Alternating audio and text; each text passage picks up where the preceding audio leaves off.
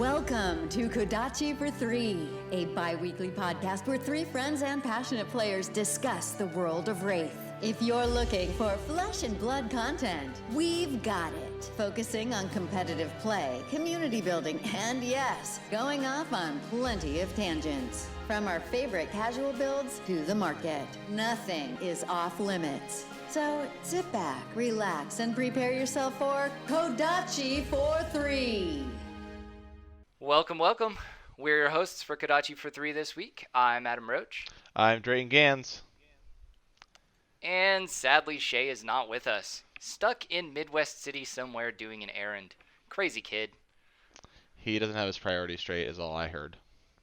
That's really what I heard too. Flesh and blood is the priority. Kodachi for Three is the priority.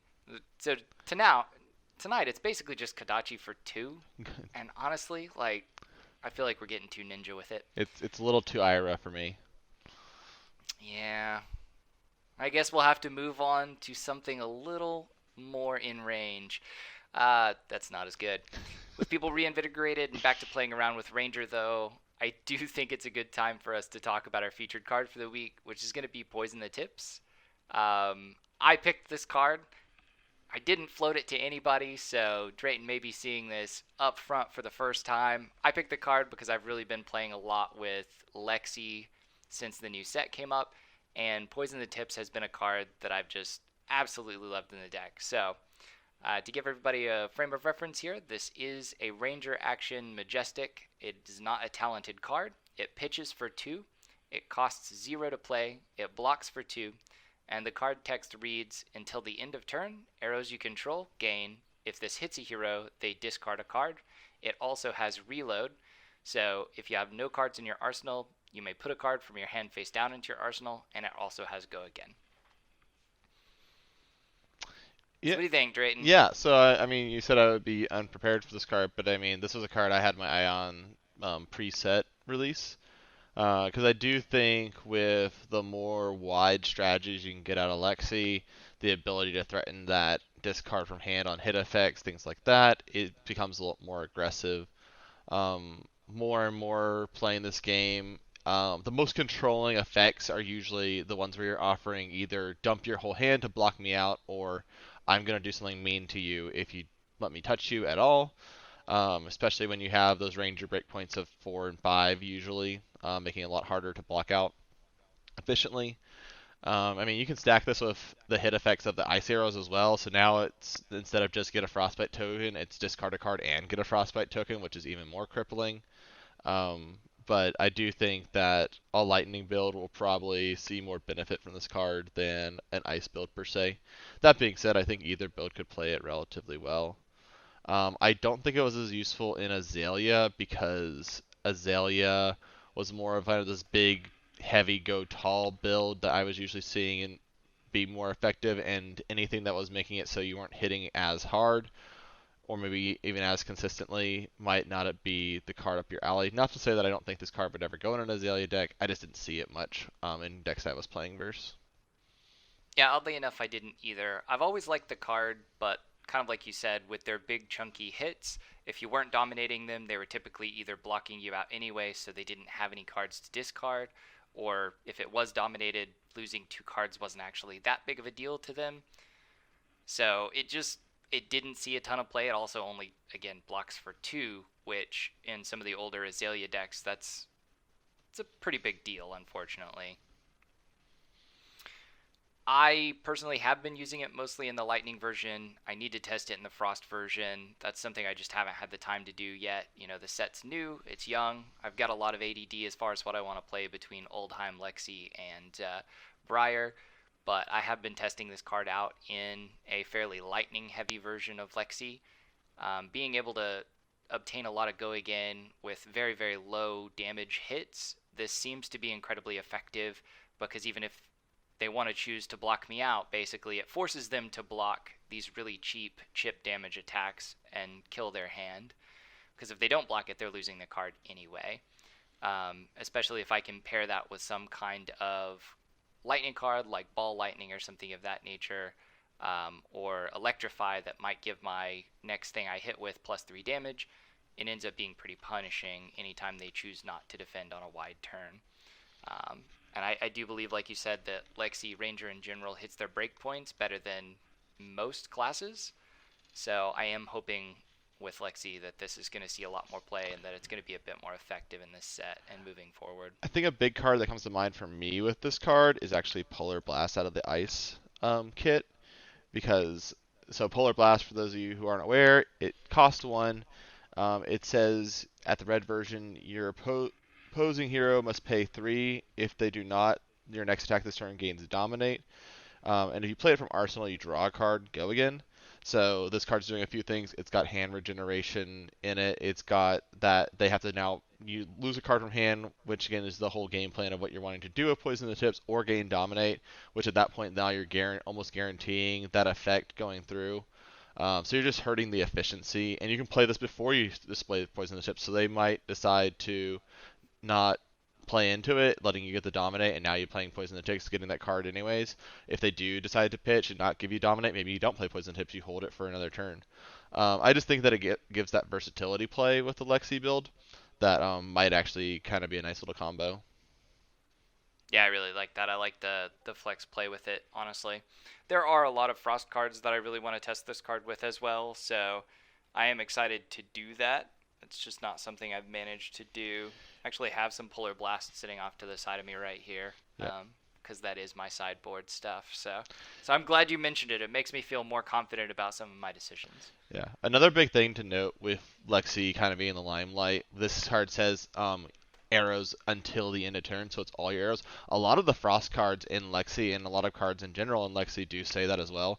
So if you start pairing some of these effects, those hit effects become really scary, even on a couple of attacks. Yeah, absolutely. I've been playing actually a lot of Flash and things like that in the deck. Cheap, go again, that kind of situation. Especially blue Flash is typically pretty good at Alexi. Interesting. I would have thought the yellow would have been the go-to color. Yellow. Well, here, let me see. I actually have my deck picked up. I'm running 3 of the yellow, 2 of the blue. So you're right. I actually am shifting a little bit that direction. I think yellow just hits, I'm going to say about 80% of my cards. That's here. what I would think. So that's why I was looking at the yellow just mentally. But I think that's Poison the Tips. I think so. So let's move on to kind of our period in review. So what have each of us been doing in the Flesh and Blood world since our last episode? I think it's going to be a lot of pre-releases, a lot of toying with decks that we've kind of already alluded to, but I'll let you kick us off. Yeah, so my big thing has actually been I've been doing a ton of limited play between the pre-releases and then also locally. We've had a lot of offerings for sealed and draft happening.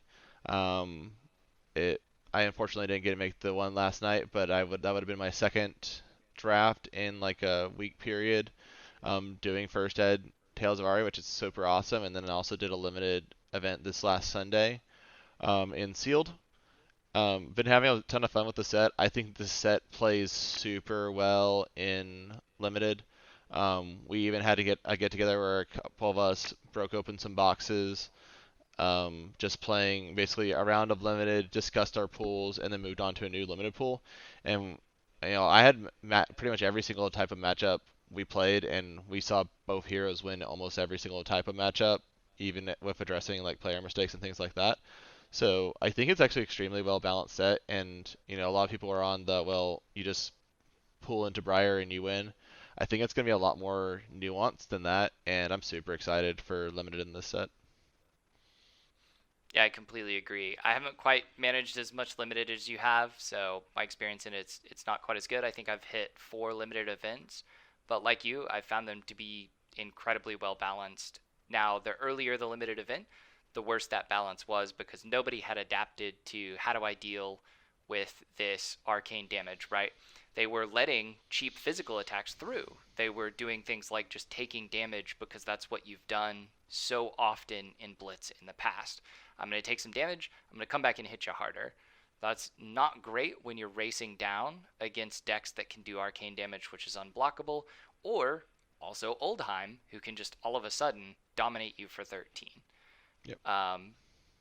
So my opinion of the balance is also that it's incredibly strong. I think out of the 4 events that I've played, one of them I had to leave early in just because it ran till about 1 in the morning.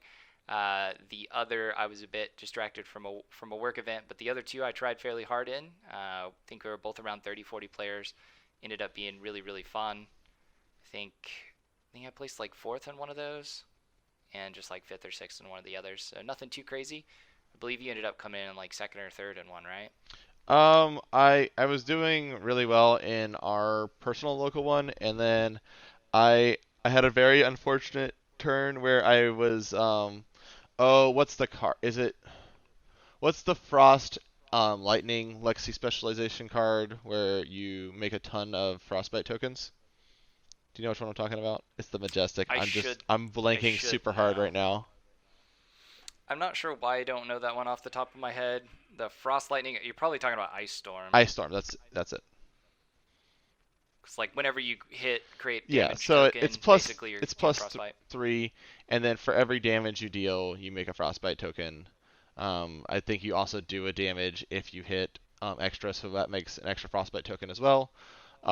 So I was coming in with an attack versus one of our local players, and he had gone first and arsenaled a what is it, the defense reaction out of Briar that does 1 arcane damage and then blocks for 4. Um, again, just Sigil of Agony, I yeah, believe. yeah.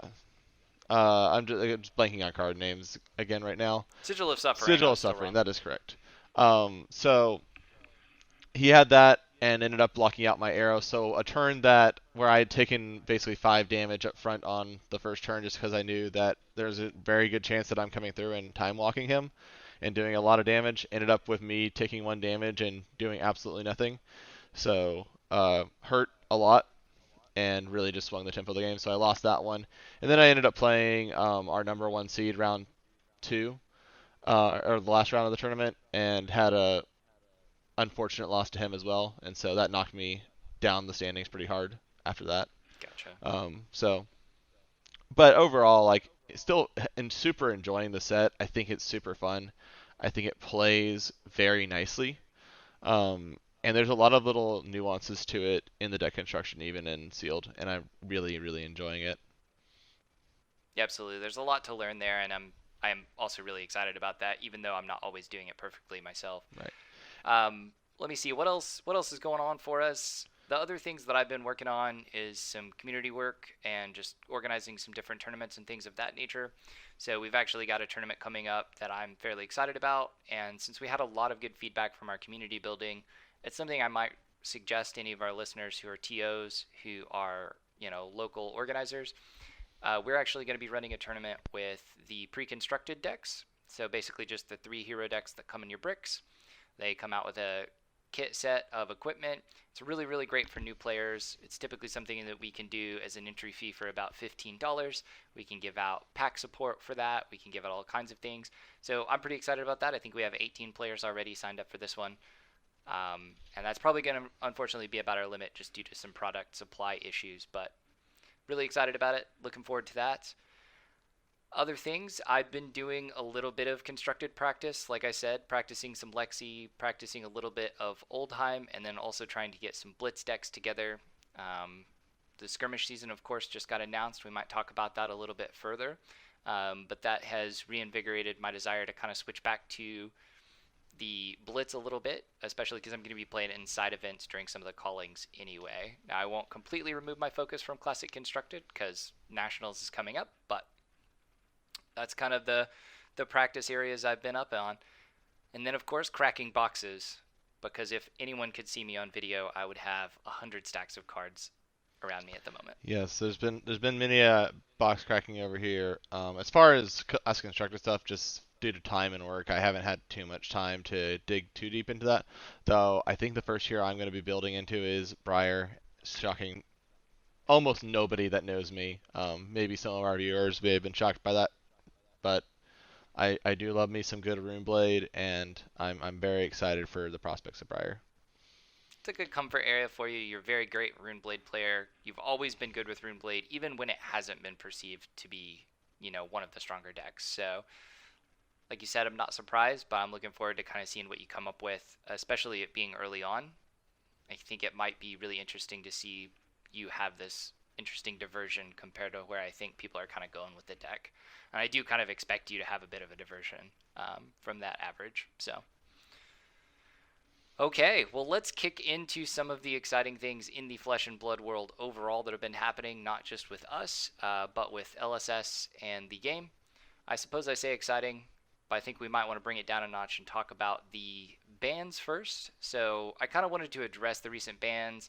We wanted to wait a little while before we addressed this, right? We wanted the dust to settle so that we weren't really reacting from this, ooh, there's bans, and I'm not sure how I feel about that standpoint. I didn't want it to be a gut feel. I wanted to actually, kind of walk through that. So I'm certain everybody that's listening already knows, but they have banned Duskblade in CC, and they've also banned Seeds of Agony. So how do we feel about that? What do we think that's going to do as far as changing the overall metagame? Yeah, and just to be real clear, the Seeds ban is a little bit different than past bans, where the idea was to eventually remove the card from rotation entirely.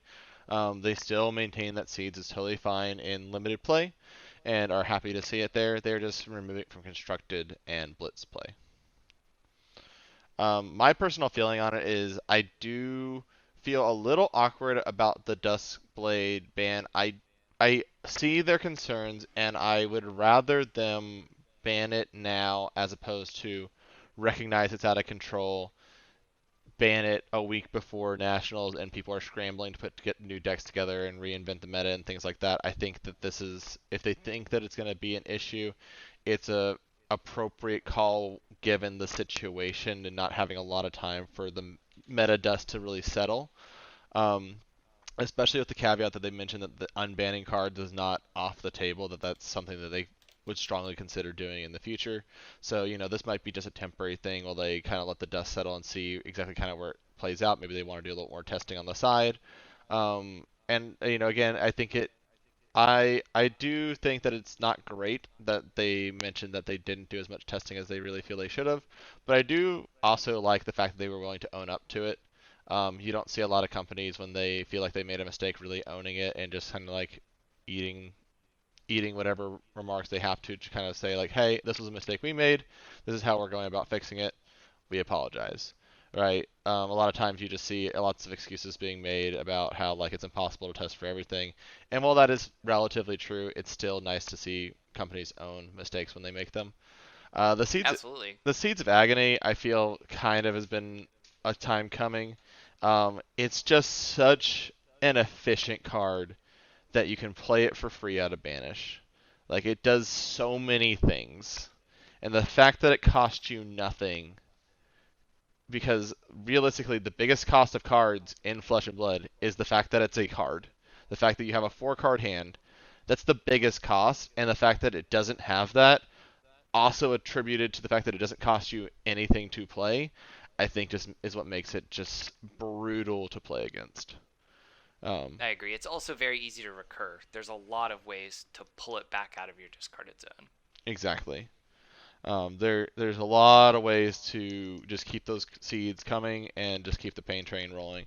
And so I also think that it's the correct card to target.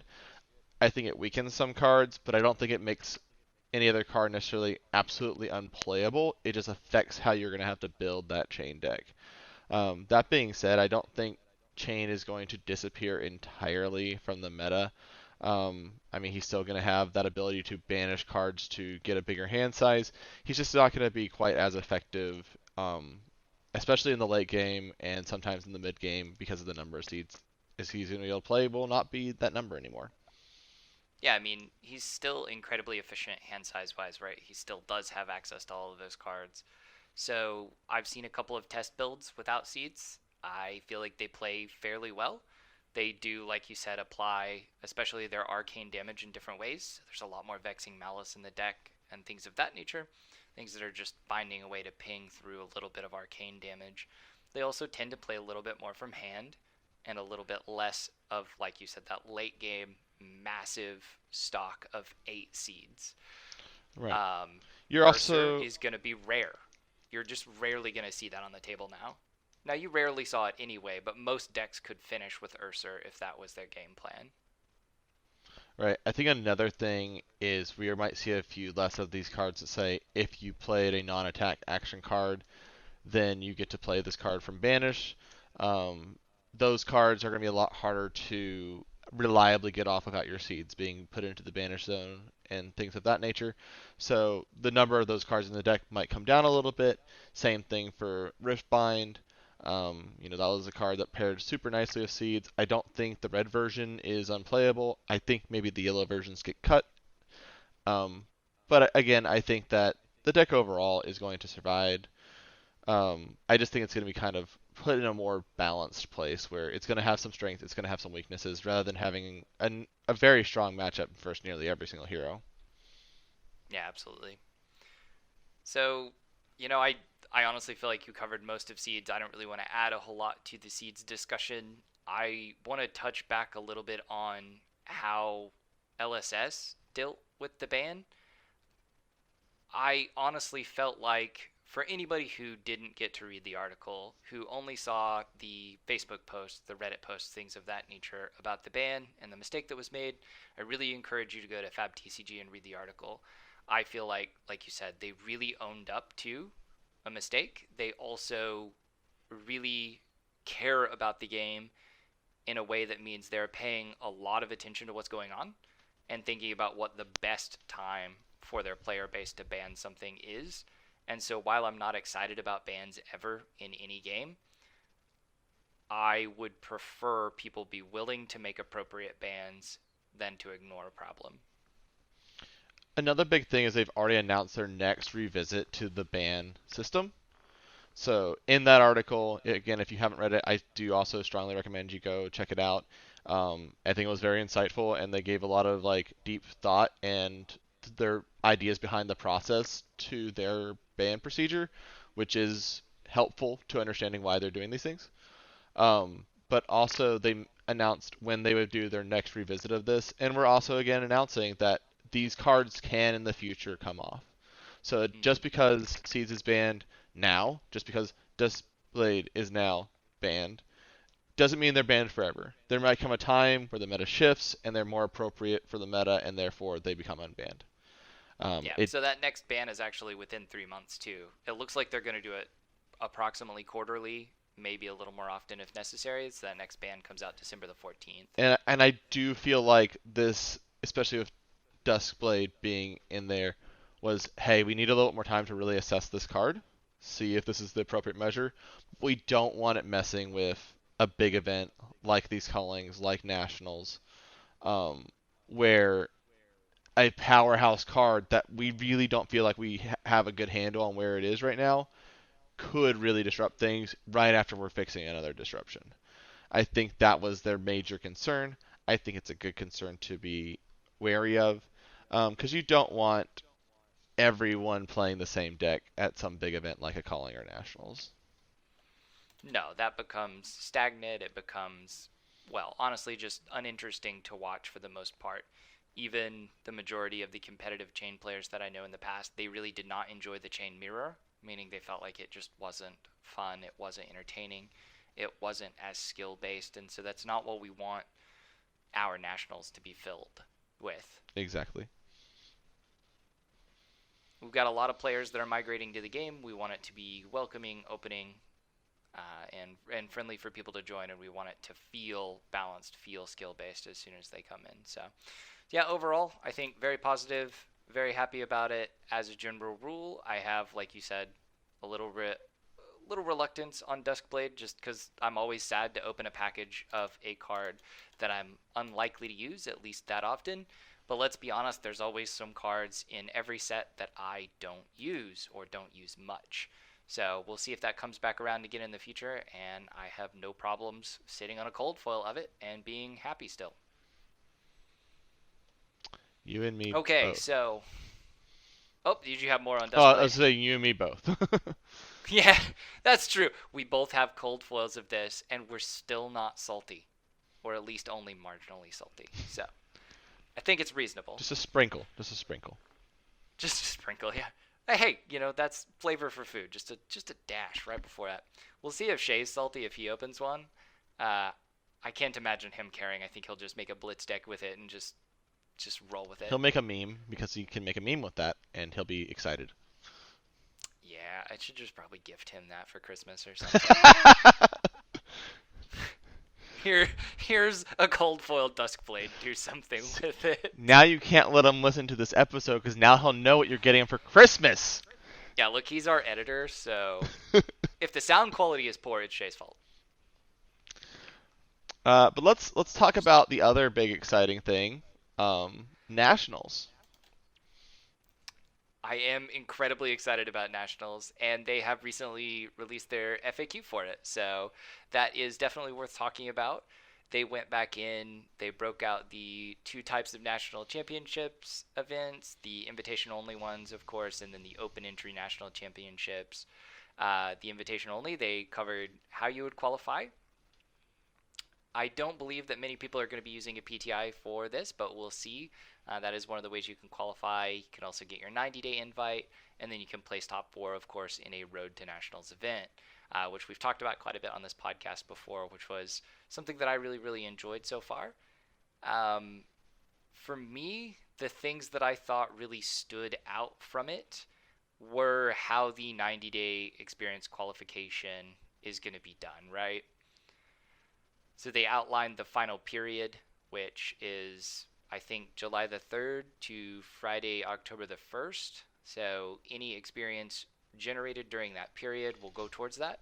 And then I believe they said they were going to take 600 players for the event. Right, 600 was their target number. Now, as far as numbers go, let's keep that 600 in mind. What I really wanted to discuss was actually the full formatting of the event. Okay. And now I've only gotten to read over it briefly, so if you know more than I do, feel free to correct me. I could be entirely wrong on this. But my understanding currently is that it's going to be a 3-day event. It's going to start on Friday with 8 rounds, the first 3 of which will be draft. And the latter half will be actually classic constructed. So it's going to start with a draft pod, probably playing within that draft pod. We don't know yet, but my hunch being that it'd be 3 rounds with 8 players. You'd probably play inside that draft pod rather than playing outside that draft pod, and then you would then move on to classic constructed.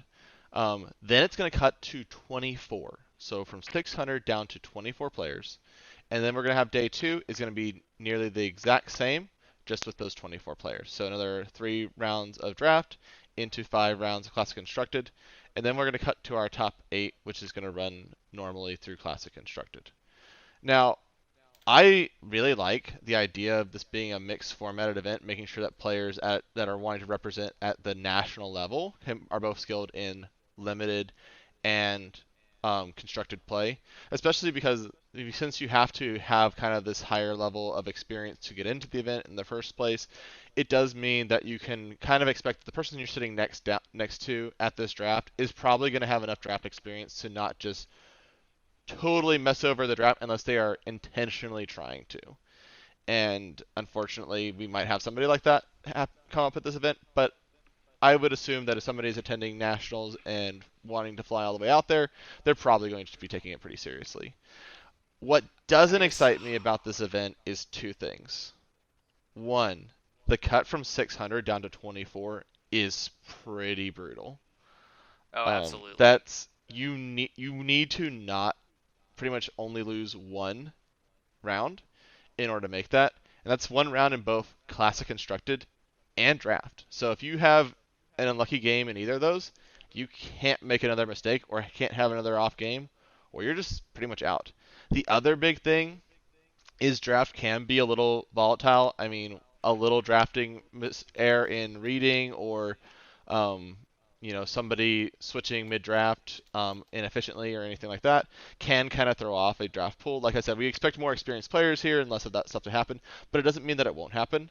And that kind of thing happening can mean that if your first 2 losses are in that draft, you're basically out because of how LSS and Flesh and Blood currently do their tiebreakers, when you lose is a lot more important than who you lose to and how you lose. Um, so with that in mind, I would have preferred to have seen a system that maybe had like a hard, if you only have 2 losses, you make day 2 setup or something along those lines, for at least that first cutoff, just to give more people a chance to play in that second day. I understand they're probably trying to make sure that people who don't make it into day 2. So really quickly, Okay. I want to be clear about this. They actually did do day 1 will consist of 8 rounds of Swiss. All players with 4 or more wins will advance to day 2. Interesting. Okay, I did not see that part. So I wanted to stop you there. So basically, you're correct outside of that. There are 3 rounds of draft, then 5 rounds of classic constructed. But if you get 4 or more wins, you will advance to day 2. Day 2 will consist of 8 more rounds of Swiss, which will be followed by a cut to top 8. Okay, so they've changed it then. They have adjusted it. I think a lot of people had that kind of freak out, or potentially when it was initially announced, it was not for the USA National Championship. So there are, of course, a couple of different national championships that are announced at this point. So I will say that my information came from reading over my own email for qualifying for nationals. So that was where I was Gotcha. getting my initial information from. I had not looked at it since then. So if they have definitely updated it, if that is the case, which is very exciting. I think that is an awesome move by them. I think they're responding to the community, which I think all of these are good things, and I'm very excited. Like that was my biggest concern. I was like, man, I'm gonna do all this prep, and if I get a little bit unlucky, then it's over in a flash, right? Yeah, that would be And heartbreaking. it would be just frustrating, right? Like even at let's say the calling, right? I ended up dropping out early because I took a bad loss early in the tournament, and I was like, okay, I can go play side events or I can try and force my elo up, but I'm definitely not making day 2. And even if I do somehow miraculously make day 2, I'm not making top 8. There's no way I can Oh yeah. pull up from there. And so at that point, I was like, I might as well just go enjoy myself, enjoy my time in Vegas, enjoy these side events, go draft Aria, things like that, that I wouldn't have Yeah. gotten to do had I not dropped out of the event at that point in time. Absolutely. I mean, I want to be clear. It's still a fairly restrictive tournament structure in my mind because, so 8 rounds of Swiss, all players with 4 or more wins advancing to day 2, right? Day 2, that still culls people down to a top 8. I need to do the math. I didn't do it before this podcast. I probably should have. But if we have a full boat of 600 players, I'm not certain exactly how many players that is with 4 or more wins, but that is only a 50% win rate. A 50% win rate is half the field, right? In theory. No, it So it can for sure still be a lot. there's Now, still going to be 300 players to cut to top 8. That's extraordinary, right? I assume that there's rankings from beforehand, so you're going to have a lot of people drop. I think we'll have that as well. Now, that being said, I do also think that because it has this setup now, you're also going to have people who don't make it awkwardly. So, for instance, they're going to take 2 losses in draft. They're going to take let's say, 2 losses and a draw in classic constructed, because draws are still something that are going to come into play here. Yeah. These awkward mishmash events are going to happen because it is a split event, right? And so I think that you will have some people who perform very well in draft and then just don't perform well in classic constructed. Maybe they haven't figured out the meta yet. Maybe they're like me. Their work season is picking up, and so they haven't had as much time to really focus on how the meta is shifting, and so they're Yeah, just not as absolutely. prepared as they were during Road to National season. I mean, I think outside of your very top tier players, a lot of people will not have adjusted for Tales of Aria by the time Nationals comes out. It's not a lot of time, and if you're a working professional, like you said, like you yourself, myself, the amount of time you need to grind games and to deck and theory craft with the new heroes to be that prepared for Classic Constructed is pretty obscene. I'd say you need a couple hours a day probably to be truly prepared. For sure. But yeah, I assume, again, it's not like it's a separate tournament from day 1 to day 2. So if I come in ranked 200th, I'm not hitting top 8. I might just go do side events. It kind of depends. But it is nationals, and so part of me also would really want to fight for how high can I place just to see. Absolutely. The other big thing is that this is a separate event from the calling. So national starts on Friday. The calling starts on Saturday. So if you drop out of nationals, you can go play in the calling. Um, Which is great because I technically entered the calling before I knew I was going to nationals. So I'm paid either way. The prizes actually seem to be quite nice. I think the champion of nationals actually pays out $10,000, gets a national championship trophy and one of the gold cold foils. So that's actually the biggest prize we've seen so far for this. Any finalist, I think, gets 4,000. Or sorry, the second place, the finalist gets 4,000 and a gold foil, and then third and fourth about 2,500. Fifth through eighth get $1,200. I mean, it's solid pricing. for sure. I think also every participant gets like a cold foil hero or something like that, which is kind of cool. Yep. And a Um, participation gift, which they have not announced yet. I assume that is going to be a playmat or something of that nature. It's hard to say. I like playmats, so a playmat would be cool in my book. I'm not going to be opposed to it. They did also say that the top 8 playmats are going to be unique to the national championship. So if you top 8 in national championship, there are going to be only 8 of those. I guess 8 of them per national championship, but Which is awesome. I love things like that. Just because it is cool to sit down with a playmat and being able to kind of say like, hey, I earned this. Now, obviously, yeah, some people are going to sell theirs. Like that's sure. a nature of the beast, right? But at the same time, it can kind of be that cool mark of pride to be able to display those types of things. Even if you're a reseller, the fact that these will be truly unique compared to the way they've done some of them in the past, they are going to be incredibly rare. So, for example, some of the calling playmats are repeated in some of the monthly armory kits and things of that nature, or the pre release kits. And so they're not as rare. That being said, most playmats in Flesh and Blood go for $100+. So it's not like anyone should be complaining about the value of their playmats, because all games I've played in the past, playmats have been $20 to $30 For sure. outside of a few really rare ones. Absolutely.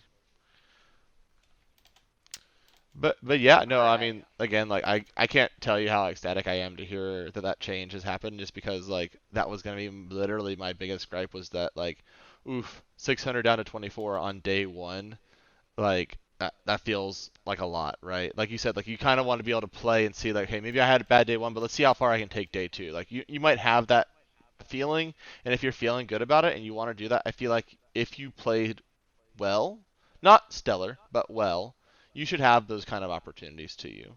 Yeah.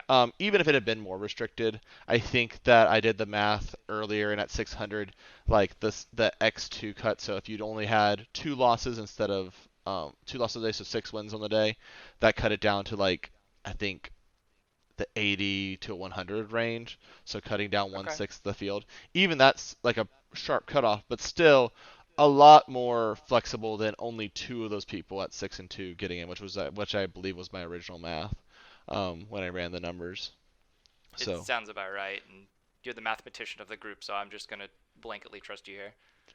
I mean, in full disclosure, I did use an app to do the math for me. I wasn't about to do that by hand. Fair enough. So how do you feel about the number of invites for this? I'm not sure what made them decide 600. If you were to go and look at the national 90-day experience rankings right now, 600 players will take you to about 96 experience over the past 90 days. So 96 experience is I it's hard for me to decide whether I think that's a lot or not.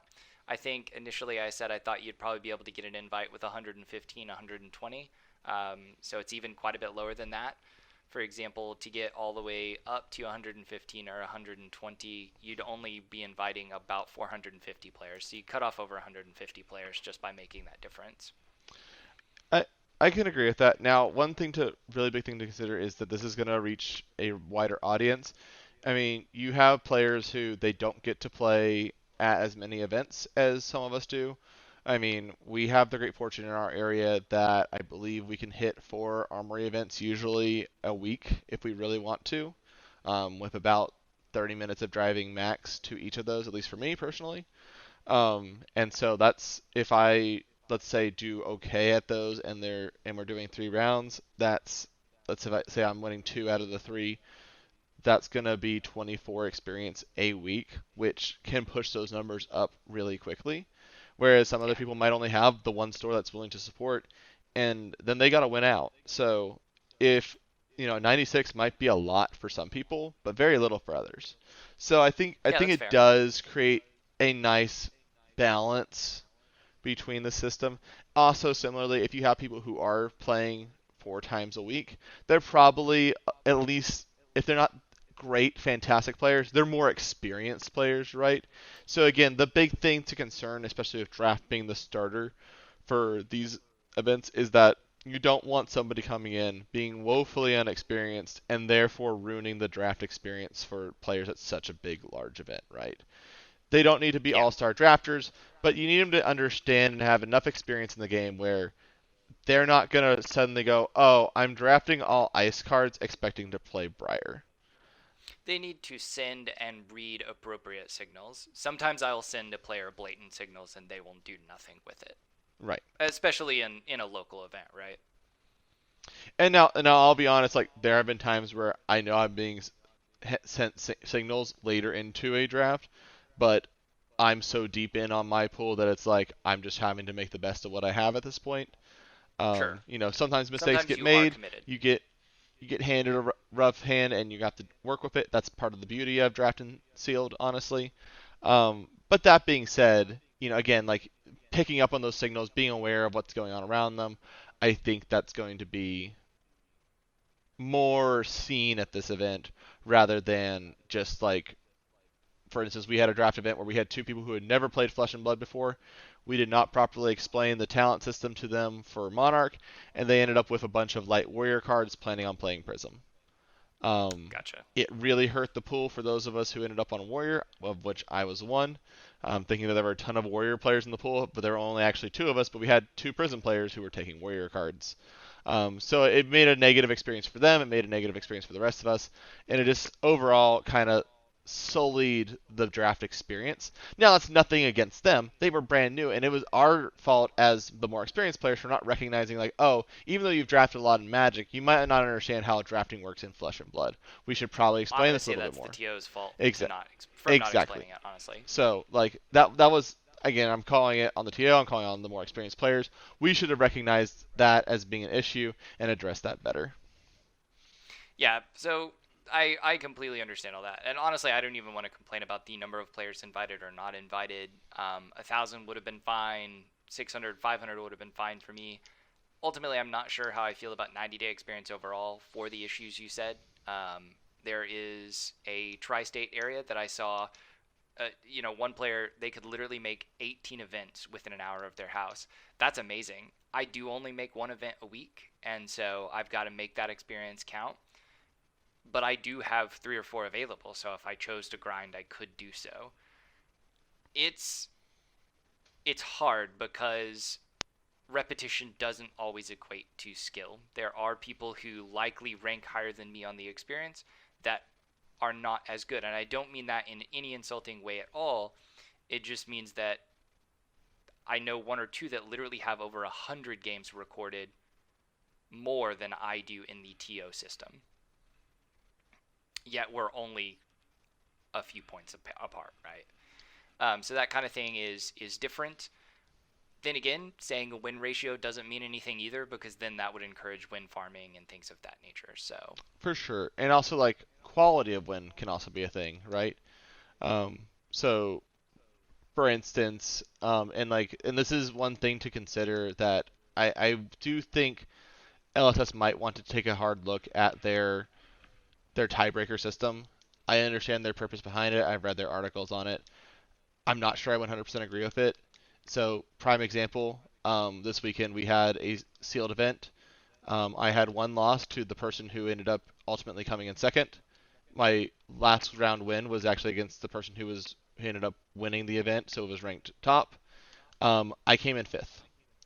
So right, because I lost round one to the person who ended up ultimately coming second, even though I won last round versus the person who was the same, who was the highest rank at the time, and had the same record as me at the very end of the day because we had 5-3-1s. It was a very awkward tournament. Um, but at the end of the day, that led to me placing out of the top four, even though, as far as strength of schedule looked, I had done very well. Right. And Yeah, so, that happens a lot. I think we've even ended up in a situation in which you have beaten me in a later round of a tournament, yet I have still outplaced you, just like you're saying, because I didn't lose early. But you beat me and outplayed me at the time, right? So it is difficult. I like you said, I understand the logic that in theory you're playing better players to get where you're at to get to your record, but that is not always the case. You could get matched against the best player in the tournament round one. happened to be at a road to nationals. Played the person who won it. Round one, lost. Those are always good days. I love getting matched against somebody that I look across the table and I say, like, you're in the running for the win today. No matter what, you're in the running for the win today. Yeah. That makes it difficult. I will say that I think they're probably moving in the right direction. So I snuck this one in, but they recently, actually yesterday, announced that they were updating their ratings policy. So this is currently still only for professional events, but they are starting to broaden that scope, right? So if you've played in a professional level event, you've been rated in the past, or are kind of curious of what that's going to be looking like, they went ahead and they split their leaderboards from a constructed standpoint and a limited standpoint, where in the past it was basically just you're rated based on how well you play in a professional event. And they said they felt it was more appropriate to rate you based on how good you were in limited and how good you were in constructed. So I think maybe as the game matures, they might start to add a pseudo ELO or a pseudo quality of win to lower rankings, right? To overall rankings, to maybe invites and things like that. They are continuing to make it more complex and nuanced in how they're rating players. Absolutely. And overall, again, LSS, young company, smaller company, these types of things are not meant to be their primary focus right now. But with it becoming these bigger tournaments happening, it does need to start becoming maybe more of a focus of like, how do we give the best overall tournament experience? Yeah, absolutely. All right, so any other thoughts before we start to wrap up today? No, but I'm excited for what you're about to announce. I know, I'm actually going to break away really quickly and not even go straight into the outro. I'm going to go ahead and say thank you for listening to everybody, but I want people to know that this thank you is extraordinarily sincere from me. I recently got an email from Apple Podcasts saying that we rated in the top 10 podcasts in gaming for several different countries, that as far as TCGs and card games go, that we are one of the fastest growing podcasts and things of that nature. That is all because of you, our listeners. And that floors me that anyone wants to listen to us sit and ramble and talk and get something good out of that. And so I'm extraordinarily thankful for all of that. I mean, it was because of that. I was gonna say it was awesome for me at the calling to like they said, hey, you should totally promote our podcast while you're there, you know, nonchalantly and whatnot, and I'm like, okay, fine, I'll do the thing, I'll do the showboaty nonsense, blah de blah de blah, and then people actually recognize the name. Like I shouted you out last podcast, and like it was super awesome to meet people who were like, yeah, I listened to you. It was surreal and really cool and interesting, and I can't wait to see you all in Dallas. Yeah, me either. Because I'm so stoked to be there and also get to meet people and play with people in the community that I don't usually get to see. So apparently this is a bit under realized. So we wanted to go ahead and do our first giveaway drawing, as we've now reached over 100 followers on Facebook. If you haven't found us on Facebook yet and only listen to us on a podcasting platform or subscribe through a podcasting platform, we do urge you to go and give us a like or a follow if you can. But without further ado, we're going to do our first winner, or our first drawing. They're going to receive a box of Welcome to Wraith Unlimited, and this will be Austin Elkins. So, Austin, if you're listening to this today, we're going to be reaching out to you via Facebook to get your address and get this box sent to you ASAP. Congratulations on the win on that. We hope you pull a great legendary on us. And to all of our additional listeners, as we continue to grow, we're going to continue to give away some additional items as often as we can, whether that be some additional promos and prizes and things like that that we can get our hands on, or whether that becomes additional boxes, first edition, things like that. We really thank you for our support, and we appreciate you and the overall Flesh and Blood community. You're what make the game fun for all of us. This podcast and this giveaway was sponsored by Edmund Unplugged in the Oklahoma area, and they are the home of the Arknights Unplugged Flesh and Blood team, which we are both a part of. So I want to always give them a shout out. They treat us great. They treat the community great. And I 100% recommend you attend an event there if you can. Absolutely. It's been an awesome and surreal experience. Absolutely. Thanks again. We've been Kodachi for 3. Thanks for listening and being a part of the Flesh and Blood community. If you enjoyed this podcast and want to hear more, please share us, leave us a like or a review. If you want to engage with us directly, please find us on Facebook at Kodachi43. And remember, we are available for download on all major podcast providers. Thanks again for listening, and we will see you again in 2 weeks. Until then, enjoy playing Flesh and Blood.